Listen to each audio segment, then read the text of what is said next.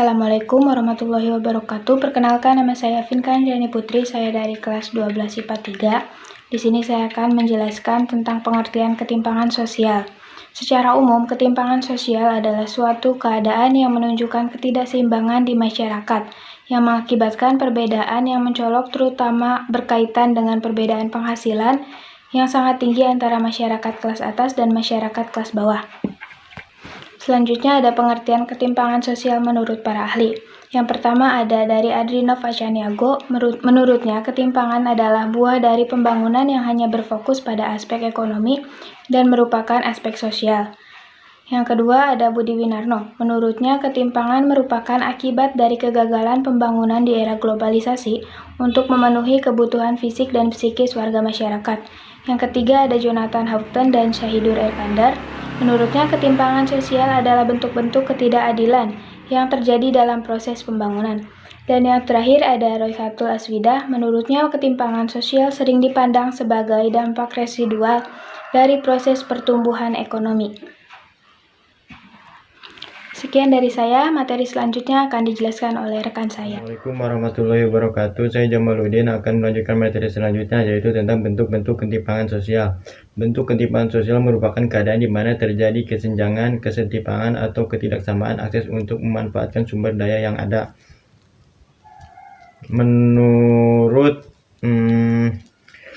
Menurut Adriano Salniago, bentuk ketimpangan sosial di Indonesia dibagi menjadi 6. 1. Ketimpangan penggunaan manusia.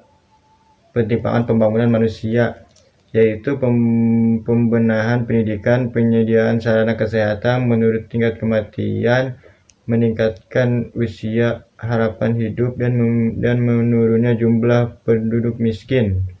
Yang kedua yaitu ketimpangan desa dan kota. Ketimpangan pada desa dan kota merupakan bentuk-bentuk ketimpangan dalam bentuk pembangunan. Pembangunan di desa yang berjalan tidak secepat pembangunan di kota merupakan satu hal yang menjadi dasar ketimpangan yang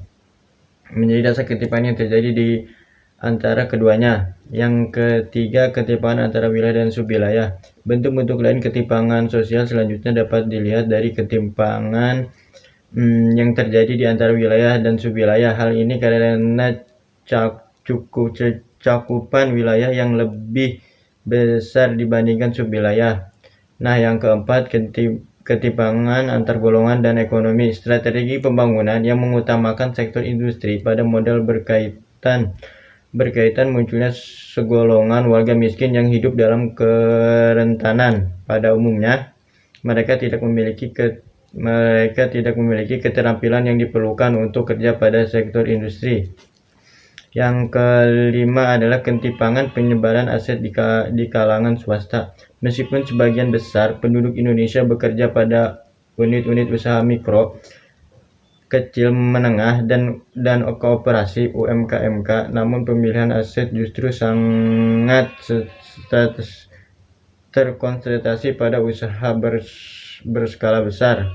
Nah, yang terakhir, yang keenam, ketimpangan antar sektor. Sektor-sektor pembangunan masyarakat juga ternyata memiliki andil yang cukup besar dalam hal ketimpangan sosial, seperti misalnya sektor budaya dan pariwisata yang telah mendapatkan perlakuan istimewa seperti yang didapatkan oleh sektor properti.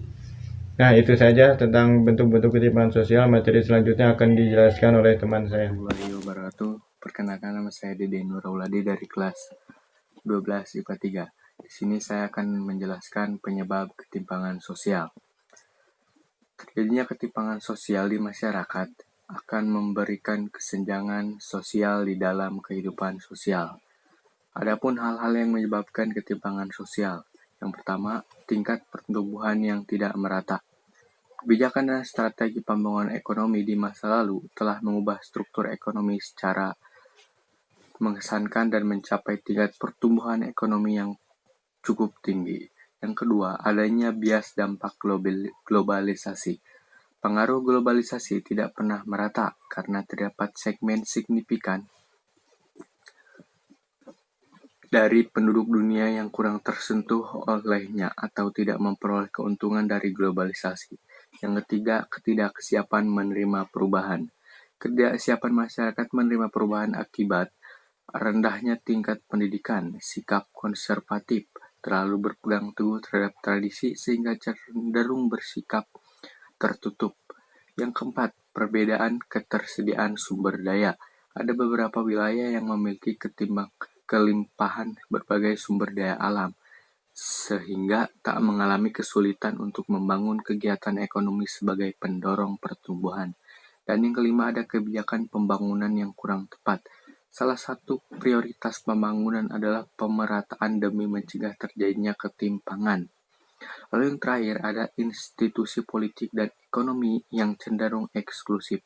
Institusi ekonomi dan politik yang inklusif akan memberi kesempatan bagi seluruh warga untuk terlibat dalam aktivitas ekonomi dan politik.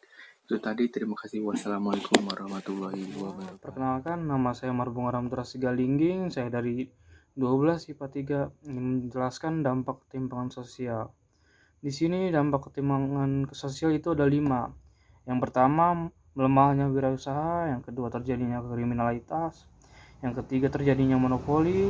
Yang keempat, kemerosotan moral. Dan yang kelima, kemiskinan. Pertama, melemahnya wirausaha. Kesenjangan sosial menjadi penghalang minat ingin memulai usaha, penghancur keinginan untuk terus mempertahankan usaha, bahkan menghancurkan semangat untuk mengembangkan usaha untuk lebih maju.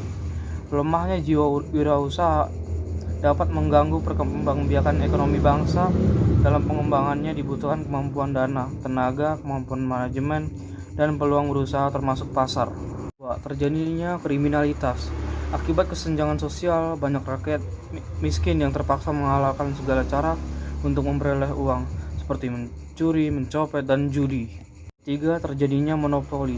Menurut price maker, pasar monopoli timbul akibat adanya praktik monopoli, yaitu pemusatan kekuasaan dan ekonomi oleh satu pelaku usaha atau penjual yang mengakibatkan dikuasainya produksi dan pemasaran atas barang dan jasa tertentu, sehingga menimbulkan persaingan usaha tidak sehat dan merugikan kepentingan umat. Kemerosotan moral.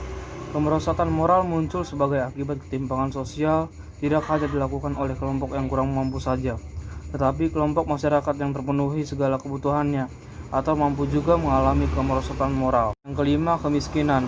Kemiskinan adalah keadaan seorang yang tidak sanggup memelihara dirinya sendiri sesuai dengan taraf kehidupan kelompok dan tidak mampu memanfaatkan tenaga baik mental maupun fisiknya dalam kelompok tersebut.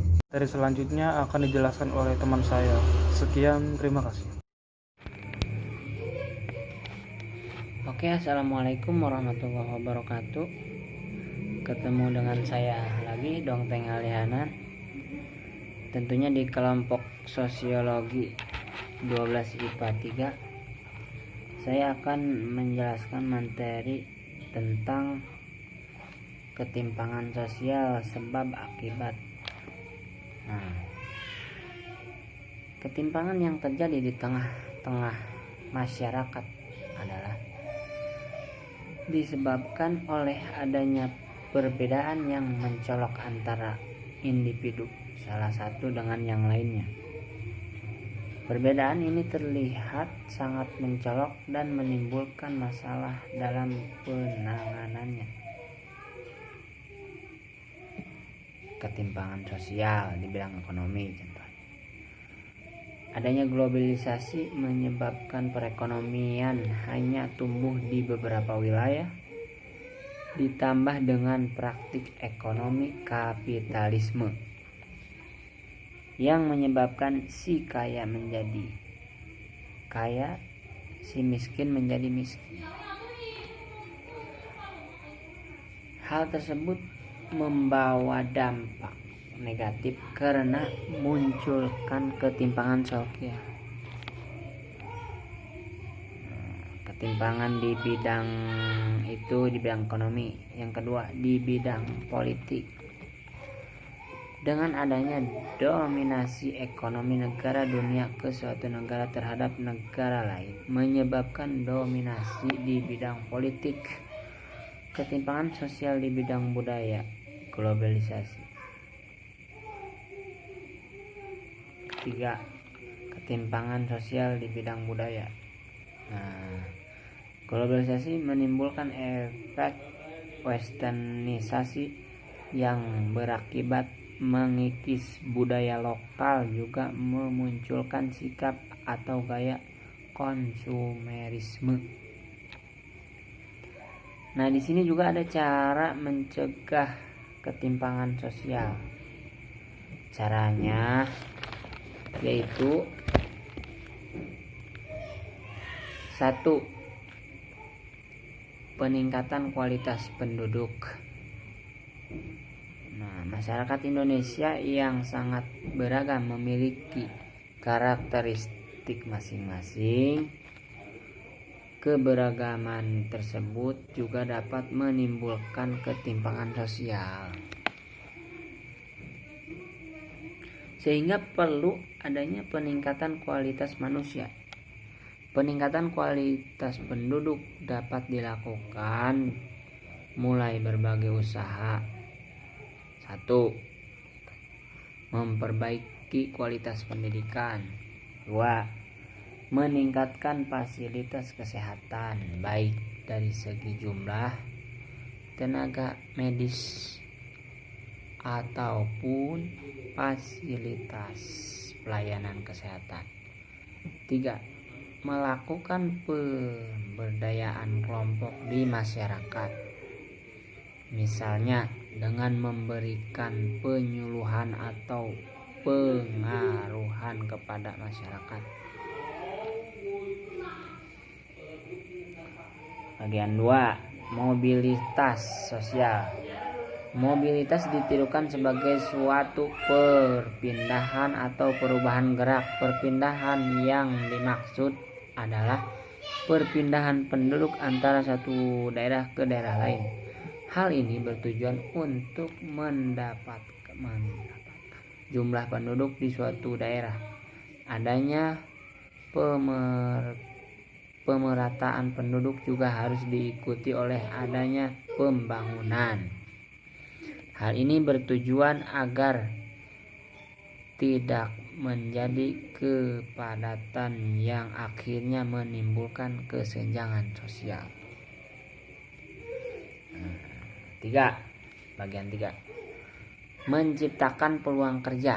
Nah, di sini Indonesia termasuk ke dalam salah satu negara berkembang dengan kepadatan penduduk yang tinggi. Jumlah penduduk yang besar tidak diimbangi dengan lapangan pekerjaan sehingga banyak pengangguran. Guna mengatasi permasalahan tersebut, sebaiknya kita menciptakan peluang kerja dengan memanfaatkan kondisi lingkungan sekitar. Dengan menciptakan peluang kerja, maka kita juga akan mengurangi munculnya ketimpangan sosial di masyarakat. Ya, mungkin itu saja dari saya. Selebihnya materi selanjutnya akan disampaikan oleh rekan saya. Siapa saya tidak tahu. Billahi taufik wal hidayah. Assalamualaikum warahmatullahi wabarakatuh. Assalamualaikum warahmatullahi wabarakatuh. Perkenalkan, nama saya Saskia Nela Fahma dari kelas 12 IPA 3. Di sini saya akan menjelaskan tentang upaya mengatasi ketimpangan sosial. Upaya untuk mengatasi ketimpangan sosial itu mengetahui atau mengidentifikasi penyebab timbulnya ketimpangan sosial.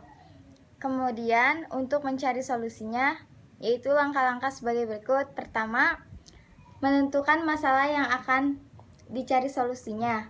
Kedua, mengidentifikasi faktor-faktor penyebab masalah itu muncul. Yang ketiga, mencari beberapa alternatif solusinya.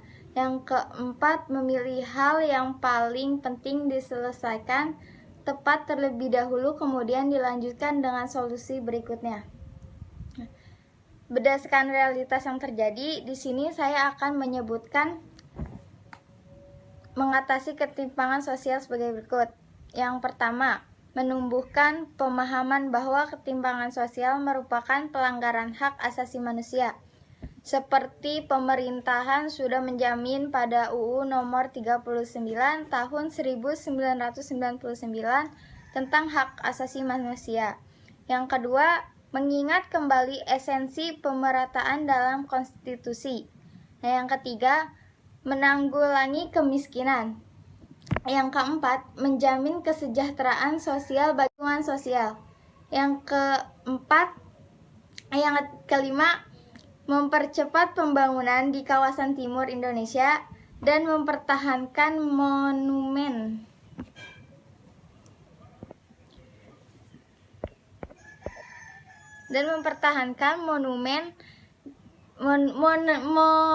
Momentum di kawasan barat Indonesia, yaitu daerah luar Jawa, Bali, dan Sumatera dijadikan fokus peningkatan kesejahteraan masyarakat. Yang keenam, mewujudkan pemerataan yang berkeadilan. Jadi penghidupan yang berkelanjutan melalui pemanfaatan sumber daya lokal secara optimal. Yang ketujuh, peningkatan akses kesehatan, yaitu peningkatan akses dan kualitas kesehatan hingga menjangkau daerah-daerah terpencil. Yang kedelapan, penguatan konektivitas antar wilayah, yaitu pembangunan yang merupakan urat nadi kehidupan politik, ekonomi, sosial, budaya. Yang kesembilan, pengembangan kewirausahaan mandiri. Dan yang ke-10, pembangunan pendidikan berkualitas. Pendidikan berkualitas itu merupakan salah satu kunci dalam upaya peningkatan kesejahteraan. Nah, sekian dari saya. Wassalamualaikum warahmatullahi wabarakatuh.